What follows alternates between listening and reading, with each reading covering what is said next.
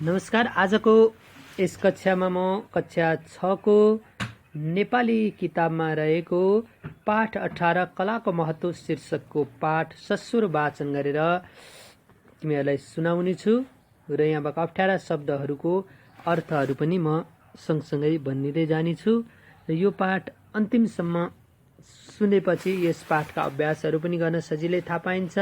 अनि कला भनेको के हो, कलाको महत्त्व कस्तो छ, कला कति प्रकारका छन् भन्ने कुराहरू पनि यहाँ यस पाठबाट हामीले बुझ्न सक्छौँ। त्यसैले सबैजनाले आफ्नो किताबको पाठ 18 पल्टाउने र त्यहाँ विस्तार सँगसँगै मैले भनेको आवाज सँगसँगै हेर्दै जाँदाखेरि त्यहाँबाट उच्चारण कसरी गर्ने थाहा हुन्छ अनि त्यसका अक्षरहरू कसरी लेख्ने रहेछ त्यो पनि हेर्दै गर्दाखेरि थाहा हुन्छ। ल सुरु गरौँ आजको यस कलाको महत्त्व शीर्षक पाठको सस्वर वाचन। कला मस्तिष्क र सृजनशीलताको उपज हो। कलाको उत्पत्ति मानिसको चेतनाबाट भएको मानिन्छ। कला जीवनका लागि हो भने जीवन पनि कलाकै लागि हो। यो प्रकृति, यो सृष्टि आफैमा एउटा एक विराट कला हो। मानिसले यहाँ प्रकृतिबाट नै कलाको आविष्कार गरेको छ। प्रकृतिभन्दा बाहिर गई कला सृजनाको कल्पना पनि गर्न सकिँदैन। कला मानव सभ्यताको पहिचान हो।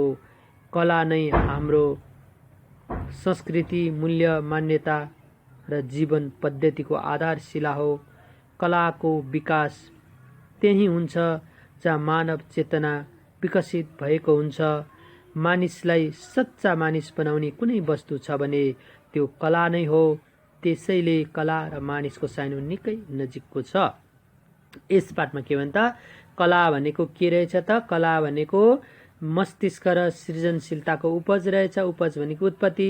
अनि मानिसले चाहिँ कला कसरी उत्पत्ति गर्यो त भन्दा मानिसमा जुन चेतना हुन्छ त्यही मानिसमा भएको चेतनाले चाहिँ नयाँ नयाँ आफ्ना आवश्यकताहरू पुरा गर्दै जाँदा चाहिँ कलाहरूका आविष्कार भएका छन् भने चाहिँ यहाँ प्रकृति, यो सृष्टि आफै एक विराट कला हो भने जुन प्रकृति र संस्कृति भनेको त, प्रकृति भनेर आफसे आफ उत्पत्ति भएका पहाड, हिमाल, नदी, नाला यी सबै के हुन् त, यसमा पनि एक किसिमको प्राकृतिक कला रहेको छ। र यही प्रकृतिमा देखिएका विभिन्न कलाहरूको अनुसरण गर्दै अथवा प्रकृतिका सुन्दर पक्षहरूलाई देखेका आधारमा नै के त मान्छेहरूले पछिल्लो समयमा आफ्ना बुद्धि, विवेक र चेतनाबाट नयाँ नयाँ कलाहरू सिर्जना गरिरहेका छन्। र यदि प्रकृति नभइदिएको भए के त मान्छेले कला सिर्जना गर्न सक्दैन थियो। अनि अर्को के त, कला जीवनका लागि हो भने जीवन पनि कलाकै लागि हो भन्न खोजेको के त, मान्छे जन्मिसकेपछि अथवा मान्छेले केही न केही नयाँ नयाँ कलाहरू, सिपहरूको विकास गर्नुपर्छ र त्यसले मान्छेलाई, अनि जीवन पनि कलाकै लागि हो भन्नुको मतलब के त, अनि जीवनमा चाहिँ केही न केही नयाँ कला गर्नुपर्छ, कलाले हाम्रो जीवनलाई सहज बनाउँछ भन्ने आशयहरू चाहिँ माथिका माथिल्लो अनुच्छेदबाट हामीले बुझ्न सक्छौँ। अब दोस्रो अनुच्छेदमा हेरौँ। मानिस सृजनशील प्राणी हो। रचनात्मक क्षमताले नै मानिस महान बन्न सक्छ। प्रत्येक व्यक्तिसँग कुनै न कुनै सिप हुन्छ, कला हुन्छ, तर त्यसलाई बाहिर प्रकट नगरेसम्म त्यसको महत्त्व हुँदैन। यसबाट पनि मानव जीवनमा कलाको महत्त्व कति रहेछ बुझ्न सकिन्छ। कलाबाट नै मानव जीवनको वास्तविकता बुझ्न सकिन्छ, किनभने जीवन र प्रकृतिको ऐना भनेकै कला हो। अब दोस्रो अनुच्छेदमा के भन्यो त, मान्छे चाहिँ त्यस्तो एउटा सृजनशील प्राणी हो भन्नुको मतलब मान्छे नै हो विश्वमा अथवा अहिले जति पनि जीवहरूमध्ये एउटा मान्छेमा मात्रै त्यस्तो चेतना छ जसले नयाँ नयाँ कुराहरूको सिर्जना गर्न सक्छ। उसले विभिन्न मनोरञ्जन गर्ने क्रममा अथवा आफूले आफ्ना आवश्यकताहरूको पूर्ति गर्ने क्रममा नै मान्छेले के त नयाँ नयाँ कलाहरूको सिर्जना गरिरहेको हुन्छ। र मान्छेले के त प्रकृति र जीवनलाई चाहिँ एउटा कलाको माध्यमबाट व्यक्त गरेको हुन्छ। जस्तै प्रकृतिमा भएका कुराहरू हाम्रो जीवनसँग कतिको मेल खान्छन् त, ती विभिन्न कलाहरू, त्यसका चित्रहरू बनाएर अथवा त्यही अनुसरण गरेर विभिन्न कलाहरूका माध्यम चाहिँ मान्छेले आफ्नो जीवनलाई के त सार्थकता बनाउन सक्छ अथवा जीवनको वास्तविक अर्थ बुझ्नलाई पनि के त विभिन्न कलाहरूले सहयोग गर्छन् अथवा कलाले महत्त्व राख्छ। त्यसपछि अब हामी तल जाउँ। ललित कला अन्तर्गत पनि कलाको धेरै भेदहरू छन्। तीमध्ये चित्रकला, मूर्तिकला, वास्तुकला विशेष उल्लेखनीय छन्। के त ललित कला भन्ने बित्तिकै विभिन्न किसिमका कलाहरू पर्छन् र ती धेरै प्रकारका छन्। तर तीमध्ये र हामीले विशेष गरी यो पाठमा पढ्ने चाहिँ के रहेछ त चित्रकला, मूर्तिकला र वास्तुकला। चित्रकला भन्नाले कलालाई चित्र कोरेर अथवा विभिन्न चित्रहरू बनाएर चाहिँ त्यो कलालाई प्रस्तुत गर्ने चाहिँ के त चित्रकला हो भने मूर्तिकला भनेको विभिन्न मूर्तिहरू, आफ्नो कलात्मक मूर्तिहरू भगवानका अथवा मानिसकै हुनसक्छ, हरेक मूर्तिहरू बनाउने कला मूर्तिकला हो भने वास्तुकला भनेको चाहिँ आफ्ना ठुला ठुला घरहरू, मन्दिरहरू कसरी बनेका छन्, दरबारहरू कसरी बनेका छन्, त्यहाँ प्रयोग भएका विभिन्न शैलीहरू के हुन्, यी सबै चाहिँ के त वास्तुकलाभित्र पर्दछन्। अब हामी क्रमशः यहाँ चित्रकला, मूर्तिकला र वास्तुकलाका बारेमा यो पाठमा उल्लेख छ, तिनीहरू अगाडि बढ्नेछौँ। चित्रकलाको इतिहास निकै पुरानो छ। यस कलालाई परम्परागत र आधुनिक गरी दुई भागमा वर्गीकरण गर्न सकिन्छ। चित्रकलालाई के रहेछ त हामीले यहाँ चित्रकलालाई कति भागमा वर्गीकरण गर्न सकिन्छ भन्यो भने यो पाठका आधार हामीले के भन्नु पर्यो त परम्परागत र आधुनिक गरी दुई भागमा वर्गीकरण गर्न सकिन्छ। हाम्रो धर्म, संस्कृति र सामाजिक जीवनलाई मूल आधार बनाएर निर्माण गरिएका चित्र परम्परागत चित्रकला हुन्। परम्परागत चित्रकला के हुन् रहेछन् त हाम्रो धर्म, संस्कृति र सामाजिक जीवनलाई मूल आधार बनाएर निर्माण गरिएका चित्र परम्परागत चित्रकला हुन्। धर्म भनेको हाम्रो विभिन्न हामीले मान्ने देवी देवता अथवा जुनसुकै धर्मका पनि हामीले पुज्ने देवताहरू, त्यसका मन्दिरहरूका चित्र, ती सबै के त धर्मका आधारले हुन्छन् भने संस्कृति भनेको चित्रको माध्यमबाट पहिला पहिलाका पुराना मानिसहरूले लाउने वेशभूषा कस्ता थिए, उनीहरूले बस्ने घरहरूका चित्रहरू कस्तो थिए, अनि उनीहरूले पूजा गर्ने तत्कालीनका मठ मन्दिरहरू, त्यो देवी देवताहरूका चित्रहरू कस्ता थिए, यी सबै कुराहरूलाई पनि चित्रको माध्यमबाट प्रस्तुत गर्न सकिन्छ। यो चाहिँ के त सांस्कृतिक हो भने अर्को सामाजिक जीवन भनेको चाहिँ के त समाजमा त्यो बेलाका मान्छेहरूले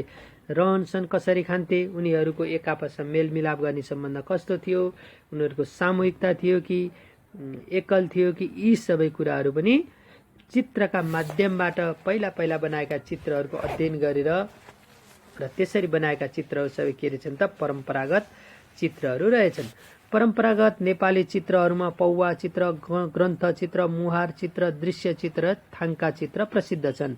परम्परागत नेपाली चित्रहरू के हुन् भन्यो भने अब के भन्नु पर्यो त परम्परागत नेपाली चित्रहरूमा पौवा चित्र, ग्रन्थ चित्र, मुहार चित्र, दृश्य चित्र र थाङ्का चित्र चाहिँ के त प्रसिद्ध अथवा एकदम चर्चामा रहेका हाम्रा प्राचीन अथवा परम्परागत चित्रहरू हुन्। यस्ता चित्रहरू काठका फल्याक, कागज, कपडा, घर वा मन्दिरका भित्ता आदिमा बनाइएको पाइन्छ।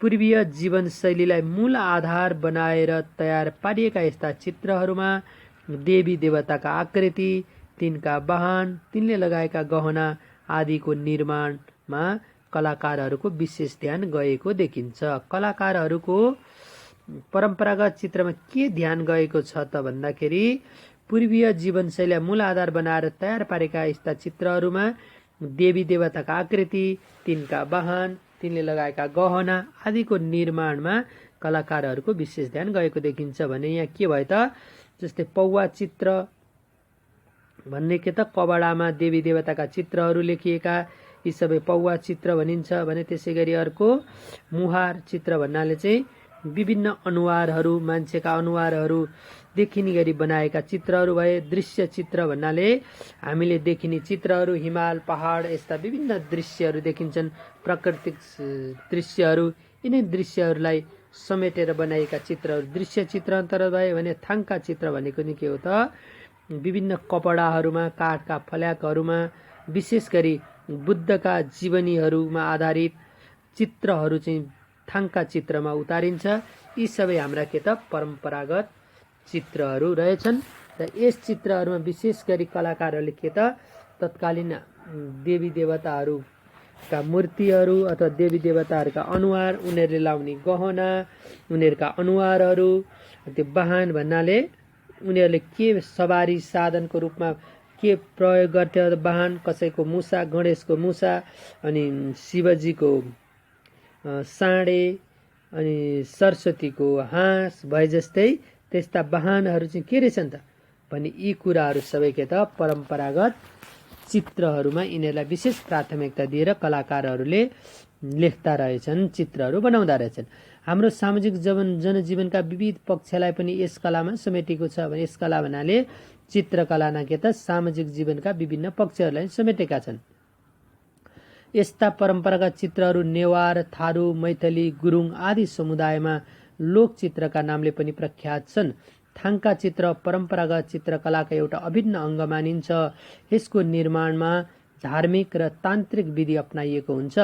यसलाई कतिपय व्यक्तिले व्यावसायिक रूपमा पनि दिएका छन्। भनेको अब यहाँ माथि के त सामाजिक कुराहरू पनि चित्रमा समेटेका हुन्छन् भन्नुको मतलब, जस्तै यहाँ नेवार, थारू, मैथली, गुरुङको नाम लिएको छ। यो भन्नुको मतलब जस्तै ती परम्परागत जस्तै सामाजिक के कस्तो वेशभूषा लाउँछन्, उनीहरूले के कस्तो खानेकुराहरू खान्छन्, उनीहरूले कस्तो भाषाहरू बोल्छन्, ती सबै कुराहरूलाई पनि चित्रका माध्यमबाट व्यक्त गर्न सकिन्छ।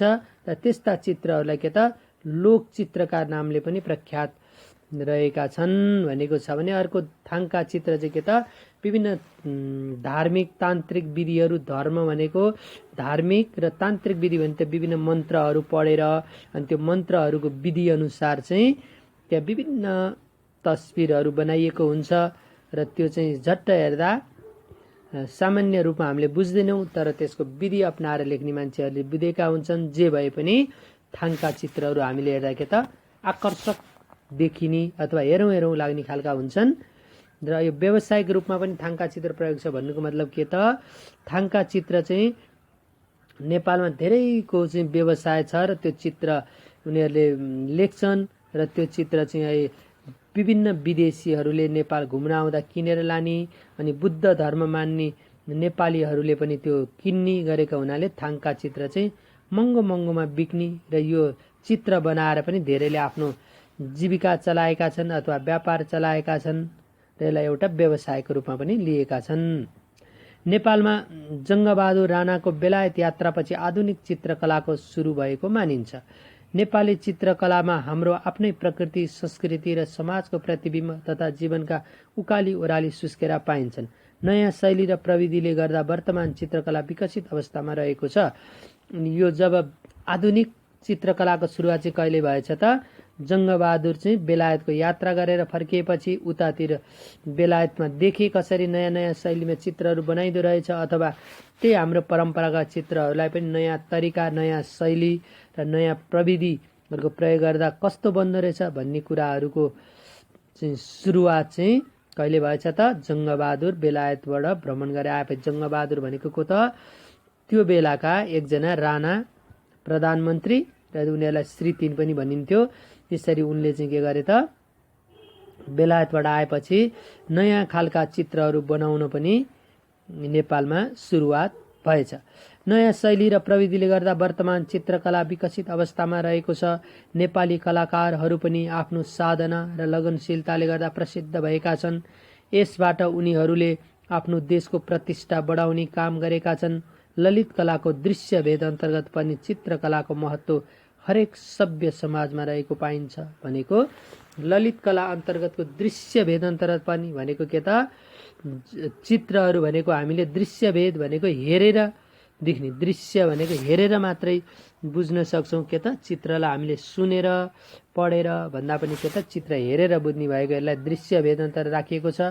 यो चाहिँ के त हाम्रो सभ्य समाजमा रहेको पाइन्छ भन्नाले हाम्रो चाहिँ हरेक समाजमा चित्रहरूलाई सम्मानका साथ हेर्ने र हरेकमा चाहिँ चित्रहरूको महत्त्वको बारेमा चर्चा गर्ने अथवा चित्रहरूले आफ्नो घर कोठाहरू सजाउ गर्न प्रयोग गर्ने अनि विभिन्न देवी देवताका चित्रहरू आफ्ना घरमा मन्दिरहरूमा कोर्न लगाउने, यस्ता कुराहरूले गर्दा चाहिँ के त चित्रकलाको महत्त्व नेपाली समाजमा धेरै रहेको छ। अब यसपछि अर्को अनुच्छेदमा हामी मूर्तिकलाका बारेमा चर्चा गर्छौँ। काठ, माटो, धातु, ढुङ्गा आदिबाट मूर्ति बनाउने कला नै मूर्तिकला हो। के रहेछ त मूर्तिकला भनेको काठ, माटो, धातु, ढुङ्गा आदिबाट मूर्तिहरू बनाउने जुन कला, जुन सिप छ त्यसलाई नै के भनिँदो रहेछ त मूर्तिकला भनिन्छ। सबैभन्दा पुरानो इतिहास बोकेको मूर्तिकलामा नेपाल सम्पन्न छ। मूर्तिकलामा चाहिँ के त विश्वकै पुरानो इतिहास चाहिँ नेपालमा छ, अथवा पुरानो समयदेखि नै, पहिलादेखि नै नेपालमा मूर्ति बनाउने प्रचलन थियो। त्यसकारण नेपाल के त विश्वमै एउटा सम्पन्न छ, अथवा मूर्तिकलाको हिसाबले धनी र सम्पन्न देखिन्छ। मूर्तिकलाबाट तत्कालीन धर्म, संस्कार, पहिरन, आभूषण आदिको बारेमा जानकारी प्राप्त हुन्छ। मूर्तिकलाबाट त्यो तत्कालीन धर्म संस्कार भनेको त्यो बेला कस्तो धर्म संस्कार थियो, तिनीहरूका मूर्तिहरू पनि बनाएर विभिन्न मन्दिरहरूमा राखिएको हुन्छ। अनि पहिरन भन्नाले त्यो बेला लगाउने लुगा, कपडा, ड्रेसहरू अथवा पोसाकहरू कस्तो थियो त्यो पनि मूर्तिकलामा झल्किएको हुन्छ भने आभूषण भनेको त्यो बेला गरगहनाहरू, मान्छेले लगाउने गरगहना अथवा भगवानलाई बनाइदिँदा पनि विभिन्न गरगहनाहरू लगाइदिन्थे। यी सबै जानकारी चाहिँ केबाट पुराना मूर्तिकलाबाट पनि प्राप्त हुन सक्छ। यसबाट सामाजिक जीवनको वास्तविकतालाई पनि बुझ्न सकिन्छ भनेको जसरी चित्रकलाबाट पनि सामाजिक जीवनको वास्तविकता भनेको त्यो बेलामा समाजमा कसरी बस्थे अथवा समाजमा कस्तो कस्तो धर्म संस्कृतिहरू मान्थे, कस्ता देवी देवताका मूर्तिहरूको पूजा गर्थे, यी सबै कुराहरू पनि के त त्यो बेलाका मूर्तिकलाहरूबाट बुझ्न सकिन्छ। नेपाली मूर्तिकलाले हाम्रो आफ्नो मौलिकपनालाई झल्काएको छ। मौलिकपना भनेको आफ्नो आफ्नै खालको, फरक खालको, कुनै अरू देशबाट नभइकन नेपालले आफ्नो खालको रहनसहन अथवा आफ्नै तरिकाको मौलिकपना पनि झल्काएको छ भनेको, देखाएको छ, प्रष्ट पारेको छ भनेको। कला साधनामा लागेका मिहिनेती कलाकारहरूको श्रम र सिपले सुन्दर नमुना बनेका मूर्तिकला हाम्रा अमूल्य सम्पत्ति हुन्। यिनको संरक्षणमा हामी सबैको ध्यान जानुपर्छ। के त कलाकार मूर्ति बनाउन त्यति सजिलो छैन, किनभने ढुङ्गाहरूलाई खोपेर महिनौँ वर्षौँ लाएर एउटा ठुला ठुला मूर्तिहरू बनाइन्थ्यो। अहिले जस्तो आधुनिक प्रविधि पनि नभएको बेलामा त मूर्ति बनाउन कलाकारहरूले ठुलो मेहनत, त्याग, तपस्या, श्रम र सिप लाउनु पर्थ्यो। त्यस कारणले के त यी मूर्तिहरू त्यति हाम्रा अमूल्य अथवा कुनै मूल्य नभएका अमूल्य खालका बहुमूल्य सम्पत्ति हुन्। त्यसैले यसको हामीले के त संरक्षणमा ध्यान जानु जरुरी छ भनेको। यसलाई हामीले बचाउनु पर्छ। मूर्तिहरूलाई टुटफुट हुँदैन। मन्दिरहरूमा मूर्तिहरूको संरक्षण गर्नुपर्छ। यिनै कुराहरू के त मूर्तिहरूलाई संरक्षण गर्ने तरिकाहरू हुन्। अब हामी अर्को वास्तुकलाको बारेमा बुझ्छौँ। घर, मन्दिर, दरबार, महल, पाटी, पौवा, चैत्य, विहार आदि बनाउने कलालाई के त वास्तुकला भनिन्छ। यसलाई अर्को शब्दमा स्थापत्य कला पनि भनिन्छ। के भनिँदो रहेछ वास्तुकलालाई अर्को उसमा? स्थापत्य कला पनि भनिने रहेछ। नेपाल प्राचीन कालदेखि नै वास्तुकलामा सम्पन्न मुलुक हो।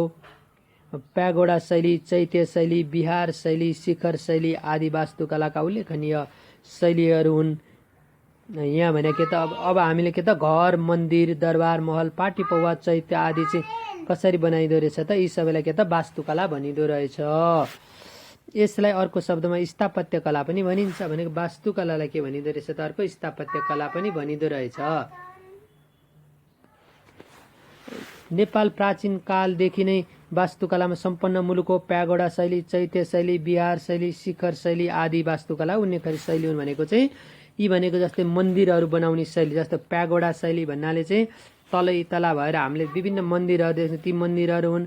चैत्य शैली भनेका चाहिँ बुद्धका विभिन्न मन्दिर, गुम्बाहरू यिनीहरू बनाउने शैली हुन् भने त्यसै गरी विहार शैली भनेको पनि विभिन्न यी विहारहरू, बुद्ध विहारहरू कसरी बनाइन्छ भन्ने शैलीहरू नै भने। त्यस्तै गरी अरू के छ त अर्को शिखर शैली भन्नाले चाहिँ तल सानो हुँदै माथि ठुलो ठुलो गरेर बनाएका विभिन्न मन्दिरहरू हुन्छन्, ती पनि के त शिखर शैली सबै वास्तुकलाका बनाउने शैली तरिकाहरू हुन्। यी चाहिँ के त उल्लेखनीय अथवा नेपालमा विभिन्न मन्दिरहरू जस्तै हाम्रो पाटनमा रहेको कृष्ण मन्दिर शिखर शैलीको हो भने हाम्रा पशुपतिहरू अथवा यो हनुमान ढोका वरिपरि भएका सबै मन्दिरहरू चाहिँ के हुन् त प्यागोडा शैली अथवा सतल शैली पनि भनिन्छ। यसलाई तले शैली पनि भनिन्छ हो। यस्ता शैलीहरू विभिन्न हाम्रा के त वास्तुकलामा बनाइएका छन्। कलाकार अरनिकोले चीनसम्म फैलाउने काम गरेका थिए। मन्दिरहरूमा राखिने गजुर, टुँडाल, सिँढी, तोरण, कलापूर्ण, झ्यालढोका नेपाली वास्तुकलाका पहिचान हुन्। यसै गरी बौद्धनाथ, पाटनको कृष्ण मन्दिर आदि वास्तुकलाका उत्कृष्ट नमुना हुन्। नेपाल कला कौशलले भरिपूर्ण भएको पर्यटकीय मुलुक हो। काठमाडौँ उपत्यका कलाको भण्डार नै मानिन्छ। हाम्रो देशमा कलाका दृष्टिले मल्लकाललाई स्वर्णयुग मानिन्छ भनेको के त कलाका दृष्टिकाले के रहेछ त मल्ल युगमा चाहिँ सबैभन्दा धेरै कलाका विभिन्न किसिमका कलाहरूको विकास भएकोले त्यो युगलाई के त स्वर्णयुग भनिन्छ। हामीले आफ्नो कलाकृतिको संरक्षण र विकासमा विशेष ध्यान दिनुपर्छ। चित्रकला, मूर्तिकला र वास्तुकला महत्त्व र उपयोगिता राम्ररी बुझी यिनलाई आत्मसात गर्न सक्नुपर्छ। साहित्य र सङ्गीत पनि कलाका अर्का रूप हुन्। लेखन कलाका रूपमा साहित्यको स्थान सर्वोपरि छ। यसबाट विभिन्न भाषामा साहित्यको विकास भएको छ। यसै गरी गायन र वादनका माध्यमबाट सङ्गीत कला अघि बढेको छ। हामी आफ्नो साहित्य र सङ्गीतमा धनी छौँ। हामीले आफ्नो साहित्य र सङ्गीतमा सधैँ नेपाली माटो, मन र मुटु पोख्नुपर्छ। आधुनिकताका नाममा हामीले आफ्नो प्राचीन लोक सङ्गीतका सुशेली र गाथालाई बिर्सनु हुँदैन। नृत्यकला, अभिनय कला, शिल्पकला आदिबाट पनि हामीले आफ्नो कला प्रतिको मोह प्रकट गर्न सक्छौँ। भनेको के त मूर्तिकला, वास्तुकला र चित्रकला मात्रै नभइकन अरू के छन् त यी सङ्गीत, साहित्य अनि नाटक, अभिनय यी सबै के हुन् त विभिन्न किसिमका ललित कलाका भेदहरू हुन्। हाम्रो समाजमा घरेलु शिल्पकलाको निकै महत्त्व छ। भनेको घरेलु शिल्पकला भनेको त घरमा बनाइने विभिन्न किसिमका सिपहरू, जस्तै घरमा बनाइने राडी, पाखी, अब के घरमा बनाइने घरेलु हस्तकलाहरू यी सबै के हुन् त घरेलु शिल्पकलाहरू, सिपहरू हुन्। शिल्पकला आदिबाट पनि हामीले आफ्नो कलाप्रतिको मोह प्रकट गर्न सक्छौँ। मोह भनेको माया है त। आफ्नो कलालाई विभिन्न किसिमले साहित्य सङ्गीतबाट पनि प्रस्तुत गर्न सक्छौँ भनेको। हाम्रो समाजमा घरेलु शिल्पकलाको निकै महत्त्व छ। राडी, पाखी बुन्नी, गुन्द्री, सुकुल, मान्द्रो, डोको, डालो, सोली, ठेकी, मदानी, घुर्रो आदि बनाउने सिप र कला हाम्रो समाजमा उन्नत अवस्थामै छन्। आजका नयाँ पुस्तामा यस्ता किसिमका सिप र कला हस्तान्तरण गर्न सके कामको खोजीमा विदेशतिर जाने प्रवृत्तिमा कमी आउन सक्छ। यसबाट स्वदेशमै रही आत्मनिर्भर बन्न सकिन्छ। यसरी विभिन्न कला सृजनाका माध्यमबाट हामीले आफ्नो व्यक्तित्वलाई माथि उठाउन सक्छौँ। भनेको के त यदि हामीले हाम्रा प्राचीन खालका जस्तै घरमा राडी, पाखी बुन्नी भनेको यो विशेष गरी हिमाली क्षेत्रमा भेडाका उनहरूबाट राडी, पाखी भनेको ओछ्याउने विभिन्न हाम्रो जस्तै अहिले कार्पेटको सट्टामा पहिला ओछ्याउने राडी पाखीहरू हुन्थ्यो, तिनीहरू बुन्न सके भने। अनि गुन्द्री भनेको पराल र डोरीहरू मिसाएर बनाइने हो। त्यस्तै गरी सुकुल, मान्द्रो यी सबै के त हाम्रा घरमा प्रयोग हुने सामानहरू अहिले हामी महँगामा किनेर प्रयोग गर्छौँ। तर यी सबै कुराहरू हाम्रा आफ्ना मौलिक हुन् अथवा नेपालका प्राचीन कलाकारहरूले बनाएका सिपहरू, घरेलु शिल्पकलाहरू हुन्। यिनीहरूलाई गर्न सके हामी के त विदेशमा जानु पर्दैन। बरु हाम्रा यी यस्ता मौलिक कुराहरूलाई विदेशमा लगेर बेच्न सक्यो भने स्वदेशमै रोजगारी पाइन्छ अथवा आत्मनिर्भर अथवा हामीलाई हाम्रो आवश्यकता यहीँ पुरा हुन सक्छ भन्ने कुरा चाहिँ यो अन्तिम दोस्रो अनुच्छेदमा रहेको छ। कलाका साधनाबाट हामीले आय आर्जन गर्नका साथै राष्ट्रको गरिमा बढाउन सक्छौँ। भनेको कलाका माध्यमबाट के त हामीले अगाडि नै भनिसक्यौँ, कला आय आर्जन गर्न सक्छौँ, राष्ट्रको गरिमा बढाउन सक्छौँ। यसबाट स्वदेश तथा विदेशमा आफ्नो कीर्ति फैलाउन सकिन्छ। यसैबाट हामी अमर हुन सक्छौँ, इतिहासका पानामा सुरक्षित हुन्छौँ।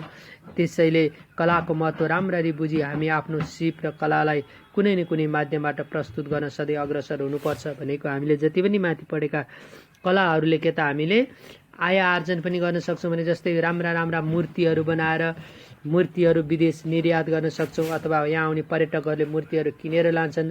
त्यसै गरी चित्रकलामा थाङ्का चित्र, पौवा चित्रहरू जस्ता महँगामा ती चित्रहरू बेच्छन्। अनि हामीले बनाउने उत्कृष्ट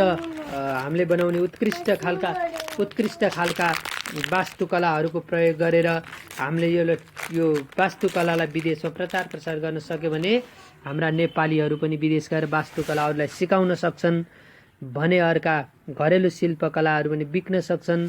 यसरी के त हामी यस्तो गर्न सक्यो भने एक त हामीलाई विदेशमा नेपाल कलाको धनी देश हो भने चिन्न सक्छन् भने हाम्रो आय आर्जन पनि बढ्छ, सिपहरू पनि बढ्छ। र त्यसैले हामीले के गर्नुपर्छ त आफ्नो सिपहरूलाई आफ्नो कलाहरूलाई मर्न नदिकन आफूलाई कस्तो खालको कला मनपर्छ त्यसैमा ध्यान दिएर अथवा प्राचीन कलाहरूको अध्ययन गरेर आफू पनि त्यसमा लाग्न सक्यो भने हामीलाई कलाले ठुलो सहयोग पुर्याउँछ। त्यसैले कलाको महत्त्व पनि विशेष रहेको छ भन्ने अर्थसहित यो पाठमा विभिन्न कलाका बारेमा चर्चा छ।